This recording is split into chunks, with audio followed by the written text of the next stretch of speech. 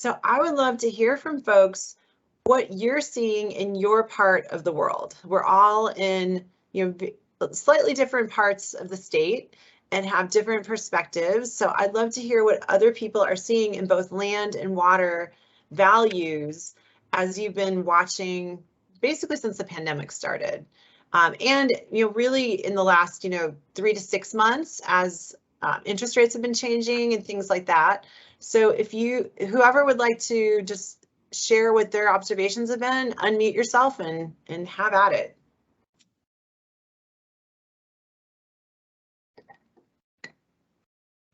I'll jump in here. I'm finding that the interest rates aren't affecting land sales because most of the buyers for land sales, at least for what I'm working with, the single parcel, smaller acreage, a lot of times they're using cash or 401ks or some other option, maybe pulling money out of stock.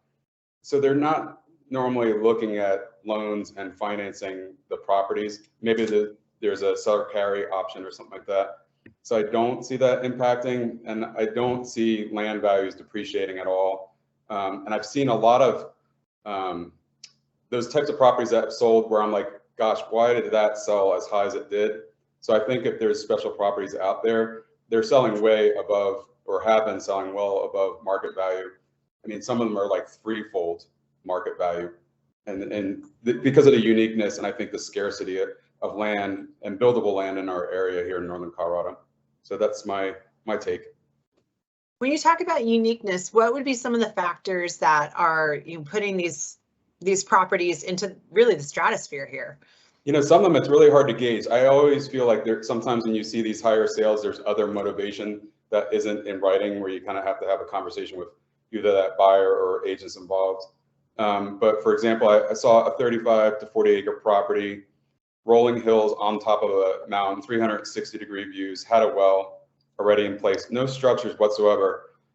I wouldn't have expected that to sell where it did, but it sold at 1.45 million, vacant land, 35 acres, 35 to 40 acre parcel. And I think it was just a uniqueness, there's nothing else out there like that, where you have the top of the mountain, but at the same time, pasture that you could maybe have horses or something like that.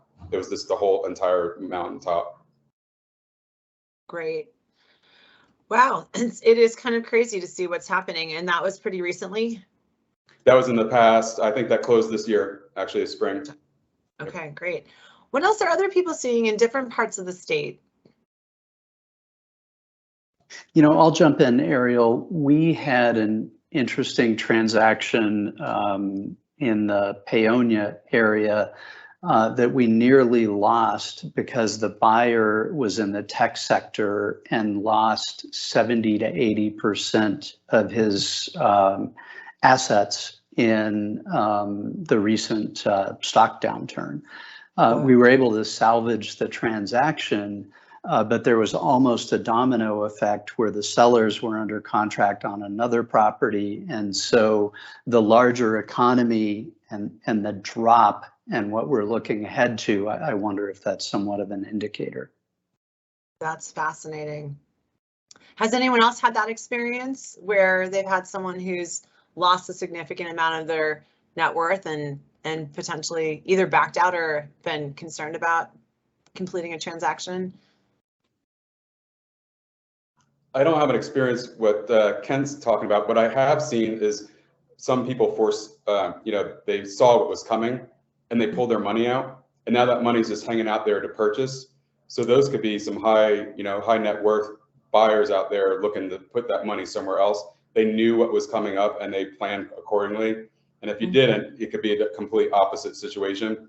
But you do have some people out there that pulled all their money, maybe a majority of their money from their stock portfolio. And now it's just kind of hanging out and they want to know what to do with it. Right. Kevin, it looks like you've joined us. We are very happy that you're able to navigate the team's process to get in here. Are you able to unmute yourself? I can. Fantastic. Yeah, sorry, I couldn't get in on my tablet. I don't know what was happening, but anyway, I'm on my phone now, so I apologize for the delay there.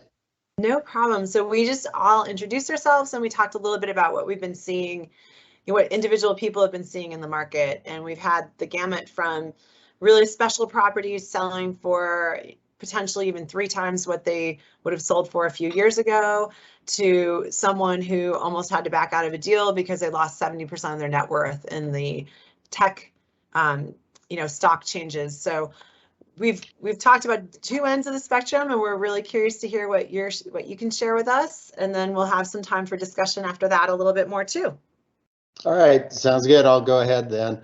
Thank you. Yeah, I think it really depends on where you're at and what the property type is. And, I think I can speak to some of the areas where I've been working lately. We've been doing quite a bit of work in Routt County, up in Wyoming, and some more somewhat resort influence. But, the resort communities, there's been some specific things happening there.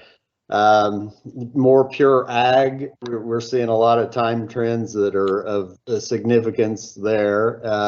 And then development land. I've been doing quite a bit of development land here in the I-25 corridor, and there's been some very interesting things going on with the type of development we're seeing, and of course water prices have just continued to go up. Maybe I'll start with the resort communities and kind of what we've been seeing there. Kind of get the time frame on this. Of course, the pandemic really, it was declared a pandemic in March of 2020, and everybody thought the sky was falling at that point. I was kind of worried myself, and we didn't even issue any appraisals for a couple months just because of the uncertainty. But by July or August or so of 2020, that's when everybody really began to realize, especially in these resort communities, that the market was really starting to take off. And we were seeing buyers that just wanted to get out of town, and especially in these places that have amenities in terms of recreation and services and stuff, like a steamboat.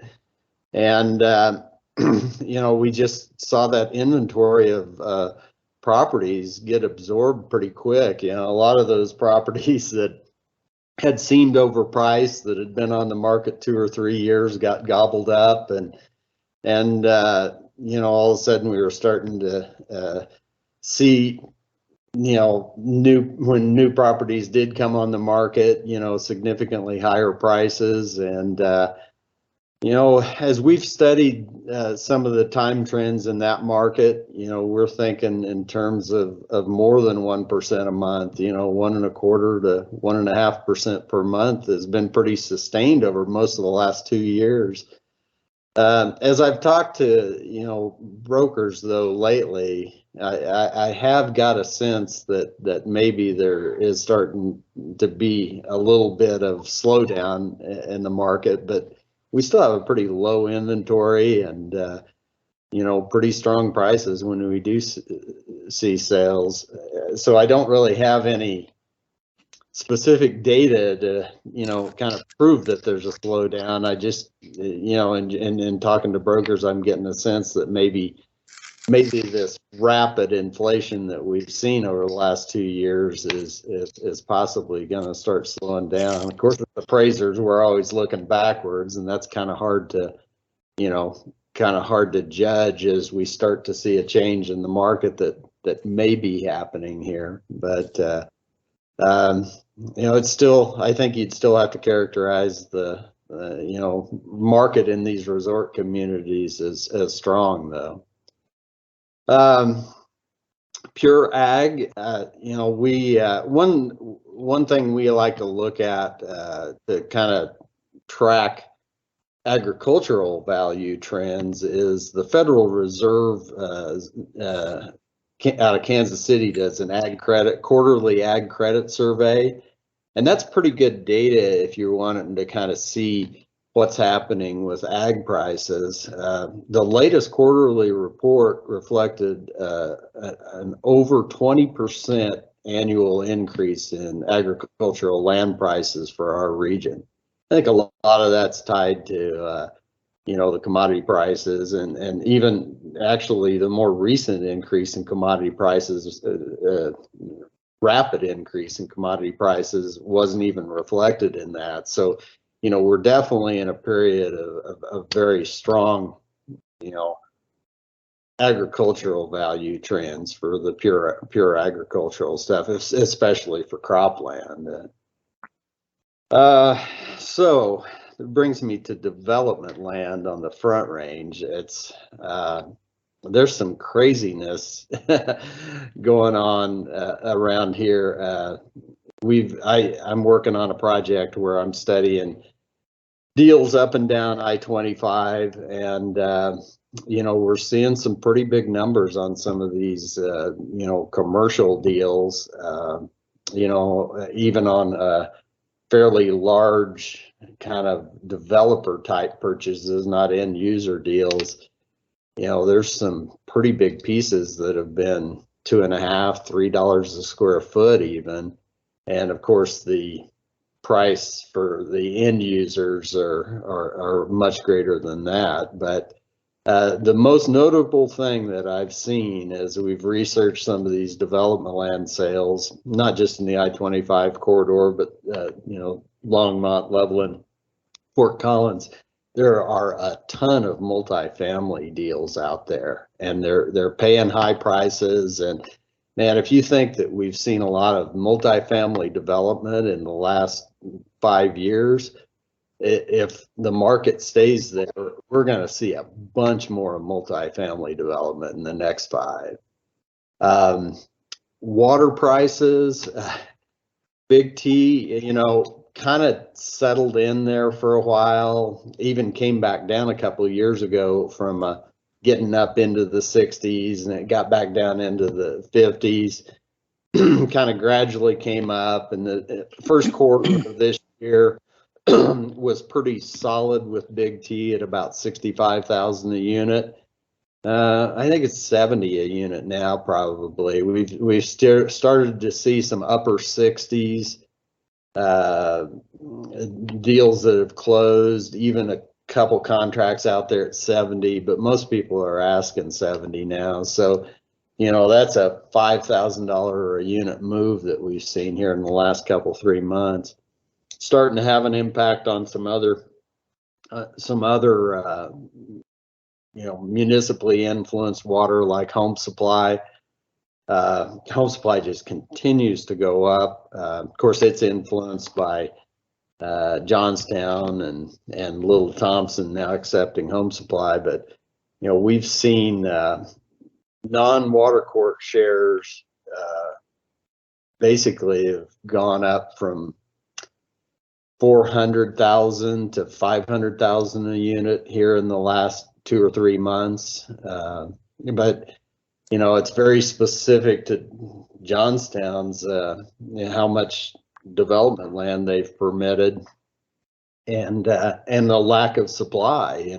So I think that's one of the problems that a lot of communities are going to face is they've approved a lot of development, and there's not a lot of water to serve that development. And I think it's, I kind of describe it as a game of musical chairs, and there's definitely not enough chairs. There's definitely not enough water to serve all those developments that have been approved. And there's going to be some adaptation doing dual water systems, and in places like Firestone, we see them having an alternative of using some of this less clean water to augment a well field. At the end of the, we're going to see some benefit from the Chimney Hollow project, firming up some Windy Gap water. But at the end of the day, there's a lot of land to be developed and only so much water to go around on the Northern Front Range. So I guess that's sort of a very quick summary of, some of the, value trends I've been seeing. Great. Thank you, Kevin. Why don't we take questions for Kevin now? So who has questions? You can just go ahead and unmute yourself and holler them out. If we start talking over each other, we'll just get in a little queue after that. But let's go ahead and ask some questions, and then we'll take it from there to a conversation kind of where we were for the few minutes before Kevin started. Hey, Kevin, Bill Lewis here. Working with a family that has some oligarchy ditch shares. I know Longmont owns most of the oligarchy stuff, but have you heard any valuations per share or per acre foot on oligarchy water? Yeah, that's a tough one. I mean, out of the gate, I'm not sure what percentage Longmont owns of oligarchy now, but it's a lot of it. I mean, they'd have controlling interest. If it's a water right that is associated with a piece of land that can be annexed into Longmont, I think, probably Longmont's cash and lieu rate's going to guide you a little, or, what McIntosh is and what they would accept it. Now, if it's outside of, Longmont's planning area where the land, the originating land is going to have to be developed in some other way, then, probably the highest and best use of that water right would be for a dual system. And, then you kind of have the complexities of that. It would be rare at this point that you would see a farm to farm sale of oligarchy, just because there's so few farms left that are served by it. Yeah.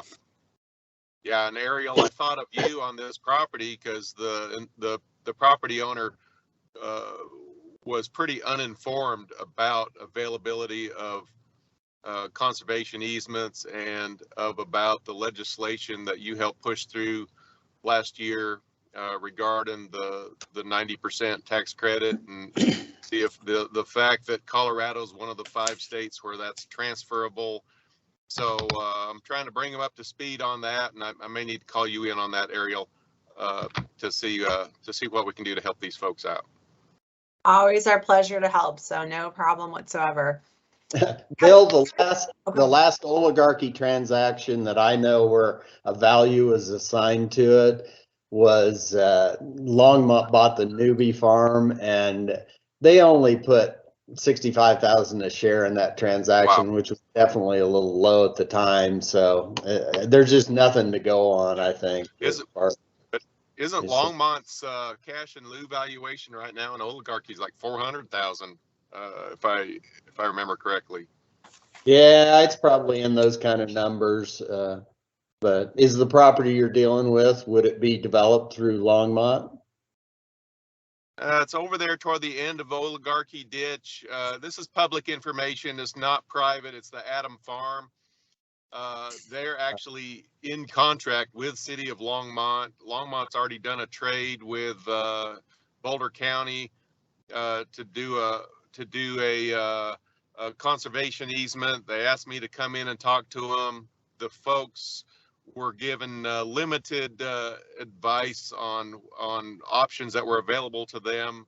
The property is in town of Firestone, but yes, City of Longmont is buying it, and they got to do a minor plat, and I kind of got asked to come in late in the game and talk to some of the family members, and they just we'll see how that thing goes. I'm kind of a backup plan in case the current plan stumbles, which it has done several times over the last couple of years. So so we'll see how that goes. I'm just kind of waiting to pick up the pieces if the deal falls apart. Maybe it will, maybe it won't. I don't know. Well, I might jump in real quick. Wanted to see, Kevin, if you've seen any kind of recent transactions on North Pooter water. I think I saw some in North Florida being advertised at $250,000 a share, which seemed pretty high. Yeah, I'd kind of heard that too. I haven't done any appraisal on it, but you know, the thing about it is it's got those 4 embedded units of Big T in it, and that's going to drive it. You know, you can't always just, because it's still a limited market because of its attachment with the North Pooter. So you can't just factor them in as 4 times 70,000 a unit, but North Pooter is always going to move kind of in sync with Big T prices. So, you know, it actually, if that's continuing to be the case, and now that we've seen this move in Big T here lately, it might even be worth a little more than 250, I would think. Okay. And I guess one other for you, if nobody else is going to jump in, is, you know, with the change in the percentage, you know, to 90%, I assume you've probably seen a pretty big increase in interest for folks looking at conservation easements. Too much so. You know, one of my concerns with the 90% was always that we would be spreading the same amount of dollars over fewer deals. And you know, that's certainly come to fruition, and is why we're bumping up with the cap so quick. And one of the problems is that, you know, there's a $5 million individual transaction limitation, and you can only claim $1.5 million of that in a given year. So when we see some of these big deals happen, we've had some here on the Front Range that are water laden easement deals, or you might have some big ranches that, you know, are kind of doing meeting the $5 million individual limitation. You know, I've heard them called jumbo deals or whatever you call them. They have a multi-year impact on the cap. So if you drop in a $5 million deal, not only are you taking $1.5 million off that cap that year, doing it for the next 2 years as well. So, you know, I think we're in a situation that if the market stays the way it is, and obviously there's way more interest in these deals, you know, I think we're gonna, you know, start meeting the cap earlier and earlier ahead of time. So there, you know, at some point we might be talking about a couple 3-year wait, you know, to get your tax credits, if we, you know, if this continues to go on the way it has. Right. Do any of the land trust folks want to chime in on what they've seen in response to the change in the legislation?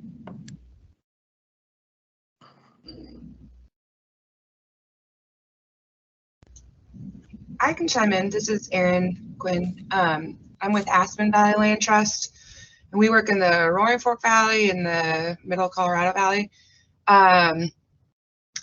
Our service area land values differ a lot from one end to the other, and the legislation change has allowed landowners with lower value per acre to reconsider a project. Previously, you know, just the cost of doing a project versus the gains financially didn't always sort of come out to everyone's favor or meet their needs. And now just with the higher incentive, a lot more people have circled back. You know, it's folks that originally had the right intention, but just finances weren't working. And then on the other spectrum, there's also people that had never considered it because, you know, it's not like something in their heart that they want to do, but now they're financially interested. So it's sort of brought around some interest from a variety of folks. But yeah, we definitely are a lot busier. Great. Well, it's nice to hear that it's bringing people to the table who couldn't have done it before, because that was the whole intention behind it. So are there other questions either for Kevin right now or anyone that wants to share their insights or their experience with either the change in the law or the change in values? I've got a question regarding diminution of value from a CE standpoint. Are you all seeing with the decreasing diminution in value, Because, and Kevin can speak to, you know, encumbered properties are trading not much off of the mark of unencumbered properties. Are you seeing any decrease, people walking away from the from the conservation easement path because of that? Is there any effect with that decreasing diminution in value? Well, I think it kind of depends on where you're at too. I mean, you know, in places where there's more significant development potentials, we've actually seen percent value losses increase in some of those places. You know, a lot of the stuff we're doing here in the Front Range corridor, you know, especially if they're including some water in it, we have some huge value losses there. But I think in your kind of market there, Ren, where you're talking about these recreational properties and stuff, you know, it probably is still a decline, or at least a decline from where it was, you know, a few years ago when we were thinking 40 to 50% losses. You know, I think, you know, maybe we're talking 30% or something in a case where it might have been 40 a few years ago. But the 90% more than makes up for that, though.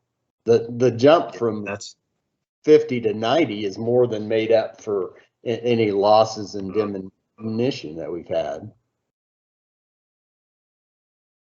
Thanks. Kim, you had your hand up. Why don't you go right ahead and ask your question or share your experience? Oh, thanks. I was just going to kind of respond to what Ren had asked. We have at CPW actually have we've lost, you know, some deals because of the diminution in value of the CEs, even with the new tax credit situation. Our RFP program just started for this year, so we'll know more in October when the application period closes as to what kind of interest we received from landowners in the CEs. But we have unfortunately lost 2 CE deals, and there are some, you know, comments from folks in the field that, you know, how are we going to motivate some landowners now? And maybe, you know, our strategy has to totally switch from CEs to fee title as a consequence. What geographic area are you talking about that those deals were lost in? The Northwest and also the Southeast. That doesn't surprise me. I mean, when you're starting to talk about Moffat County or Southeast Colorado, you know, the easement restricted deals that we do have, just, you know, or maybe 10 to 20% value losses a lot of times, and that's just the nature of those market areas. You know, we rarely even kind of get involved in stuff in those places because we know it's a uphill climb to, you know, try to get a deal done when you're, you know, looking at such low value losses. Even with the 90%, if you're talking about a 15% value loss on a few thousand acres, but, you know, there's just not land division pressure in those areas. You know, you're not changing the highest and best use of the property. It's kind of ag before and ag after. It's just in certain environments in this state, it's just hard to get an easement done with those kind of value losses that are reflected. Well, I'm hopeful that as Keep It Colorado works with defining the alternative valuation methods, and we have some of these pilot projects that we can use to see if that's going to work, that maybe there'll be a way to give value not just for development rights lost, but for the actual conservation values that are going to be on the lands. And that will be determined over time. There's still a lot to work out, but I'm encouraged that we're at least having those conversations. Colin, do you have something you'd like to share or ask? Yes, so this one's anecdotal, but back to Ren's point. We've got one that's under contract and the whole thing's in a conservation easement, 326 acres, and I'm still getting phone calls on it with some decent consistency. So out-of-state calls, local calls, and it's published everywhere that it's under contract or it's been pulled from places, but I'm still getting phone calls on it, and it's in the conservation easement. I'd love to hear more about that, Colin. So when you tell people about the conservation easement, are you getting a lot of people saying never mind, or are they still fine even when you explain what it is to them? Yeah, it's been so the main driver of this property is an equestrian operation. So that's the big piece, and then it's got a strong hay component. It's got about 280 acres of, you know, hay that can be produced right there. So a lot of the phone calls have been, you know, oriented around the equestrian piece, but there have been some that have been contacts on the 2 building envelopes that are there as well. So they're curious about building their home site on this equestrian property. So it's been interesting, the diversity of calls. It is up here in the Front Range and in Loveland, so it's been interesting though. So just I know it's anecdotal and it's not completely concentric with what everybody else is seeing, but I'll be the wrench in the system for that one. No, this is great. This is why I wanted this to be a roundtable type discussion, because we can all learn from each other. You know the market obviously very well. What would you say is roughly the reduction in value for this property having a conservation easement on it? Is it selling at 80% of what it would normally sell for, 50%? Where do you kind of see it? I know you're not an appraiser like Kevin, but you're just with your judgment. Got a great metric for that. So this property was initially listed at 9. And we had 3 showings at 9. And then the seller gained a lot of motivation and he requested a strong reduction. After doing so, we came down 30%. We came down to 5.9, and the phone calls.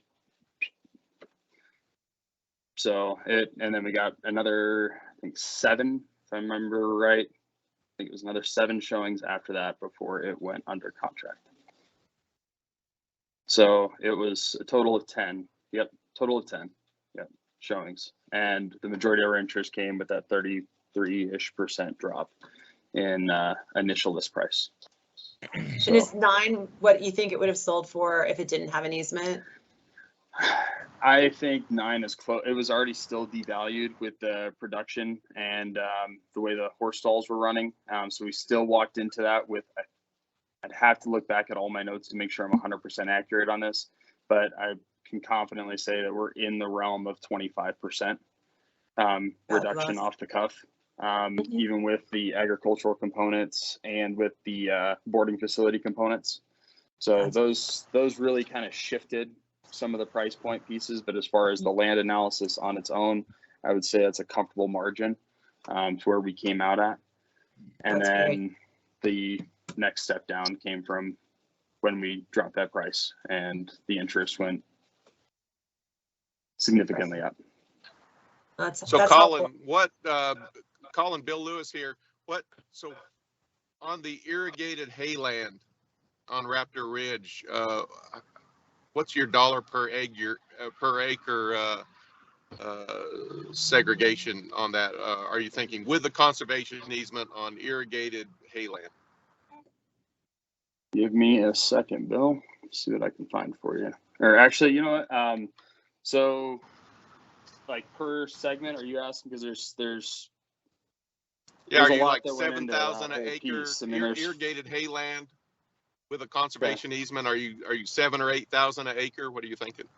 Yeah, I think it was closer to 8.5, but I'm gonna have to look at something here to get you that actual number.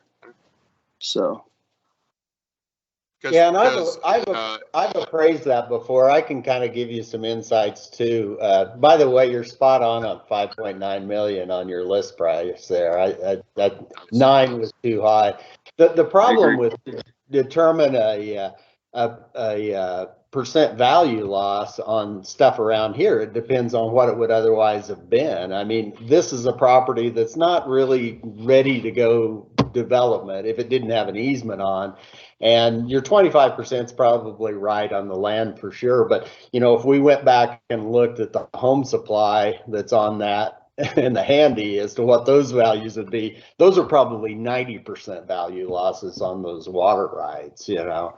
And, you know, the irrigated stuff we're seeing around here, it really depends on the volume of water. Once you get an easement restricted irrigated land, then you're kind of appraising it as irrigated land at that point. So the volume of water you have per acre is it becomes very important again. So, you know, I think, you know, if you were talking about pivot irrigated, fully irrigated, easement restricted land around here, you might be talking 15 grand an acre or more. But, you know, I think you probably are dipping down to 10 grand or a little below. I think you're right on that, Colin, you know, that you're more in that range. This wouldn't be quite a fully irrigated deal. It's hay ground and chopped up a little bit. So it's not gonna, you know, it's not gonna break into some higher numbers like we might see on more primo irrigated easement restricted land. Thank you, Kevin. Yes, I mean, there was a lot of components to take in all at once. It's been good. It's been good, but I agree that 5.9 was a more justified price, and both in the market interest and for the overall valuation from what we can tell from the land. Yeah. Kevin, I had to leave early because I had to go get some hay off the fields. But just for the good of the group, you hosted a great water conference this last week. And oh yeah, yeah. It was awesome. I was only there for day one. I had to get out for day two. Was there any pieces that from that water conference that you feel would be of value for the group to hear? Things that came up in discussion, useful anecdotes, pieces that are useful there? Well, it was really great in the afternoon. We had Amy Ostock talk to us about what's going on with these interstate water agreements, mainly the compact agreements, but also, especially the, what's going on with the Colorado. I mean, this is all evolving right before our eyes, and it'll be interesting to see whether we start to see some demand management money thrown at West Slope Water. And, so I think you really got to keep an eye on what's going on. If you're dealing with water rights in the Colorado watershed right now, just keep a close eye on what's happening. And I think we may start to see some significant movement if we start to see money thrown at demand management leasing, so that's one thing. One thing we provided at that conference was citizens guides that Water Education Colorado provides. And if any of you haven't ever looked at the information that Water Education Colorado provides, be sure and check it out. Those citizens guides are really fabulous documents. The Headwaters magazine's really good. They have freshwater news that you can subscribe to. So some really great educational materials if you're not familiar with them. There you go. So that's my plug for Water Education Colorado anyway. Thanks, Kevin. Excellent. Thank you. So Ed Perkins has a question or a comment. So Ed, why don't you take the floor now? Sure. Hi, Kevin. I'm curious. Hi. Good to see you again. I'm curious what you're seeing with the Denver Basin groundwater and trends there, and also with the Upper Arkansas water supplies.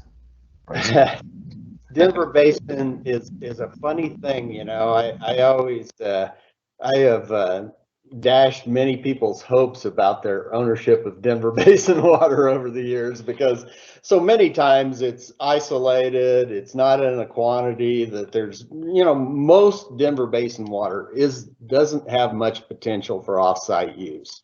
So, whatever the value of Denver Basin is, it's what you can do with it on site, which is significant. It can help support 35-acre developments or sometimes smaller.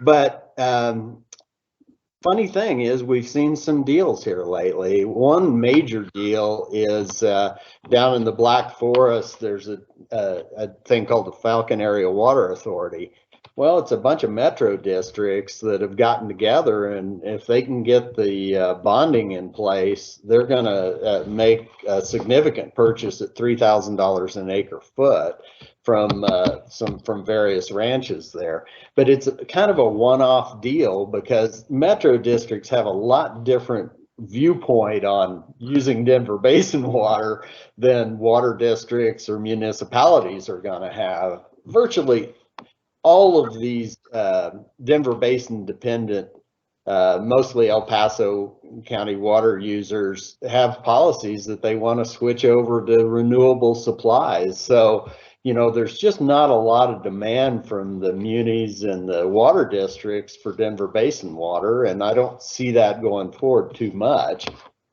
That said, we have started to hear more talk about relying on Denver Basin water for emergency supplies, or if you're in the right situation, doing a using the Denver Basin for storage. But if you do that, you got to have a surface water supply to be able to inject that water in too. So you know, there's a couple of those projects at the south end of the metro area, but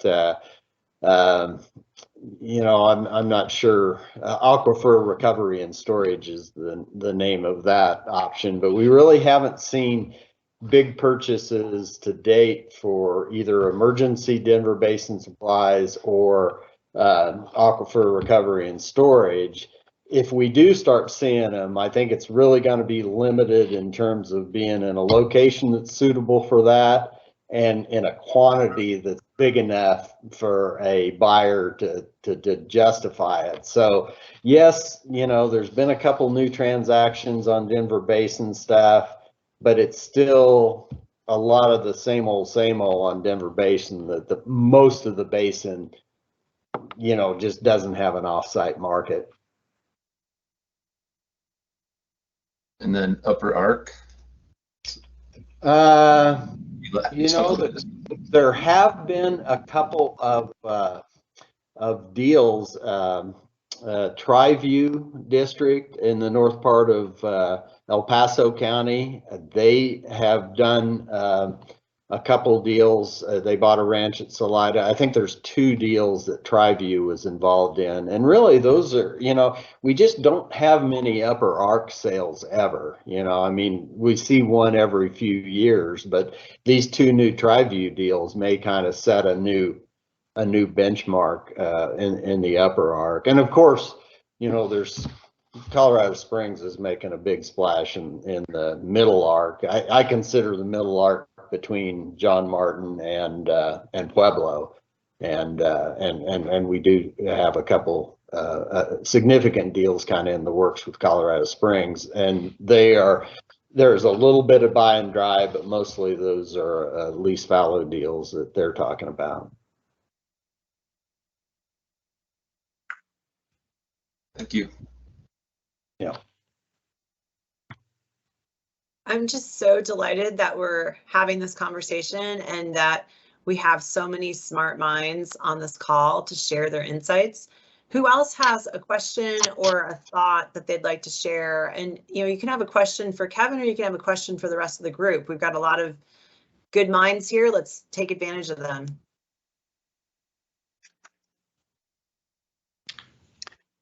Well, I might throw one Kevin, out there, and that would be, you know, the Seaman Reservoir expansion not going forward and moving over to the Terry Bison Ranch water as the alternative source. I don't know if anybody on the call maybe has a little bit of insight on that change.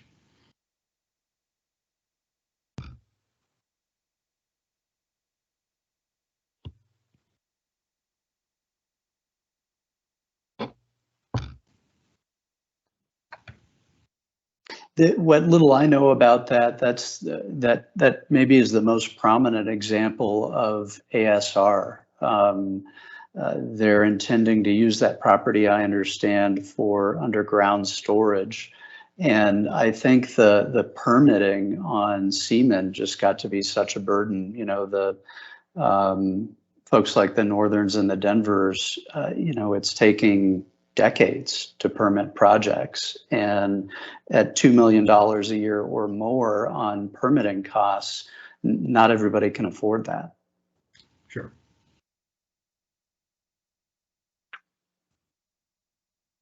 This is Greg from Northern Water. One thought that I've wondered about is how that change from Seaman to Terry Bison Ranch is going to affect the water prices on the Pooter, and whether Greeley's going to continue to try to acquire more shares, even though, because they need something to put in the ground, but they may or may not be drying up the land, or they may be doing some other things with that water.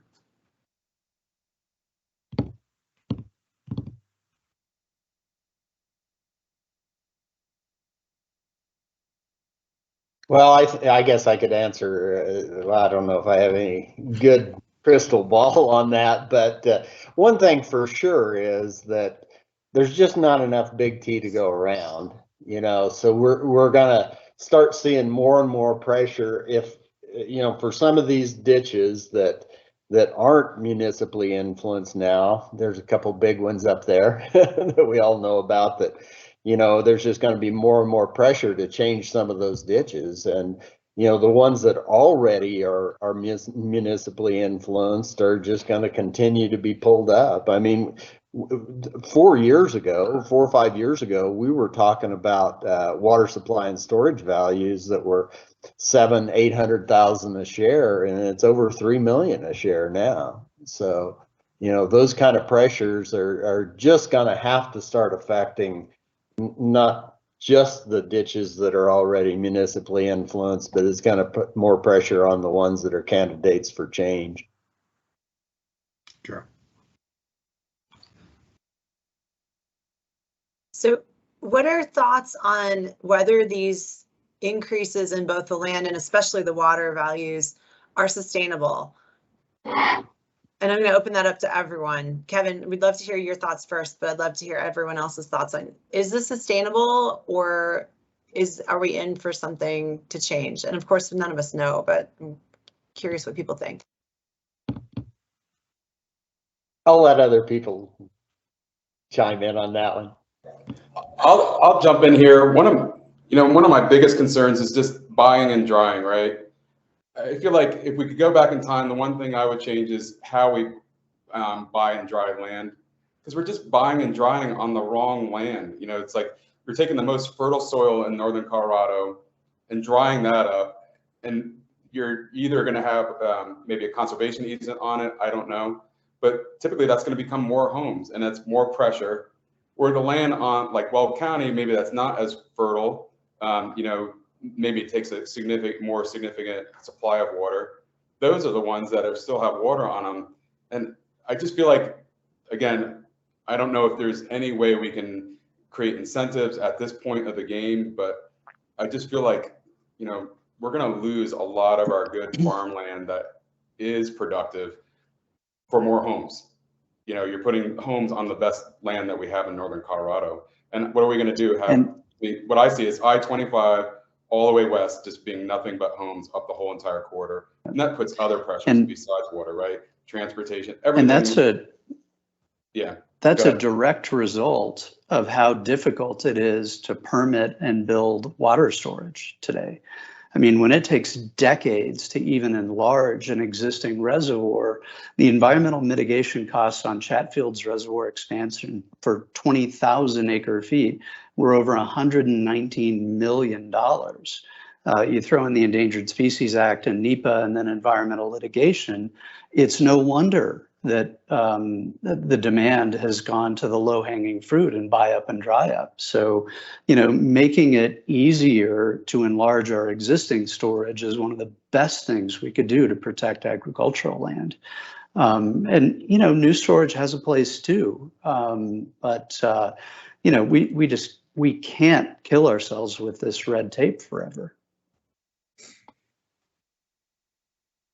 I mean, not that it's something we need to be aware of. It's not affecting us directly, but I've been keeping an eye on Lake Mead. It's scary, you know, what's going on right now. I mean, the water's at the base. Well, of the intake. Yeah. You're absolutely right. One thing that nobody seems to be talking about right now is, in part, that is also an artificial construct, in that there are huge mitigation requirements for Peat, Mead, and Powell, and Flaming Gorge, and the Aspinall Unit reservoirs. We sent over 50,000 acre feet downstream from the Aspinall reservoirs, our largest water storage, for sediment transport and vegetation management. And, you know, when we're in times of a crippling drought like today, that makes absolutely no sense to me.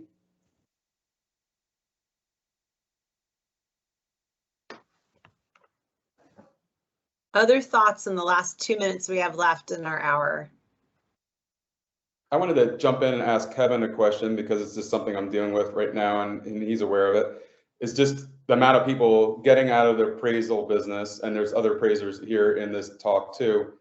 I mean, do you foresee some of this pressure on appraisers alleviating a little bit, or is there some solution to get more qualified and knowledgeable appraisers like yourself, you know, maybe getting back into the business?